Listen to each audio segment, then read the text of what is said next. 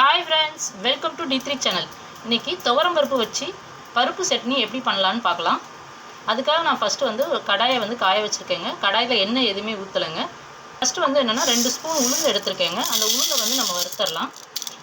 எண்ணெய் ஊற்றாமல் அப்படியே ட்ரையாக வறுத்துருங்க. இப்போ உளுந்து நமக்கு கலர் நல்லா சேஞ்ச் ஆயிடுச்சுங்க. இப்போ உளுந்தை எடுத்துகிட்டு நெக்ஸ்ட்டு துவரம் பருப்பை நம்ம வறுத்து எடுத்துடலாம். அதே கடாயில் 2 ஸ்பூன் துவரம் பருப்பு எடுத்துருக்கேங்க. அதையும் போட்டு நம்ம என்ன செஞ்சுக்கலாம், வறுத்து எடுத்துக்கலாம். பெரிய ஸ்பூனில் நான் 2 ஸ்பூன் எடுத்துக்கேன். அதாவது ரெண்டுமே ஈக்குவலாக எடுத்துக்கோங்க. இதில் துவரம் பருப்பு பாதி வறுத்த பிறகு நம்ம மீதியை போடலாங்க. இப்போ பாதி அளவுக்கு நம்ம வறுத்தாச்சுங்க. நெக்ஸ்ட்டு நம்ம என்ன பண்ணுறோன்னா 2 காஞ்ச மிளகா இது காரத்துக்காக போடுறோம். அதோட தேங்காய் கொஞ்சம் ஆட் பண்ணுறோங்க. தேங்காய் போட்டிங்கன்னா அந்த பருப்பு சட்னி கொஞ்சம் டேஸ்ட்டாக இருக்கும். அதுக்காக தேங்காய் போடுறேன். அதோட ஒரு சின்ன பீஸ் இஞ்சி தோல் சீவி போட்டுக்கிறேங்க. இதோட இது எல்லாத்தையும் நம்ம வறுத்து எடுத்துடலாங்க.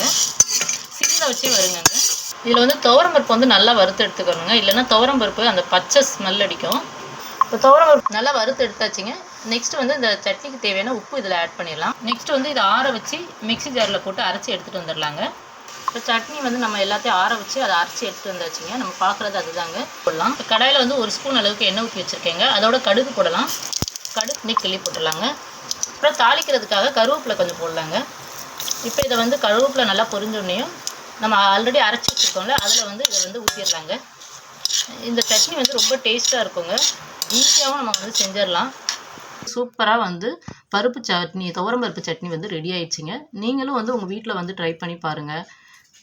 நாங்கள் போடுற வீடியோலாம் உங்களுக்கு பிடிச்சிருந்தா லைக் பண்ணுங்கள். உங்கள் ஃப்ரெண்ட்ஸ் அண்ட் ரிலேட்டிவ்க்கு ஷேர் பண்ணுங்கள். மறக்காமல் சப்ஸ்கிரைப் பண்ணுங்கள். Thank you so much.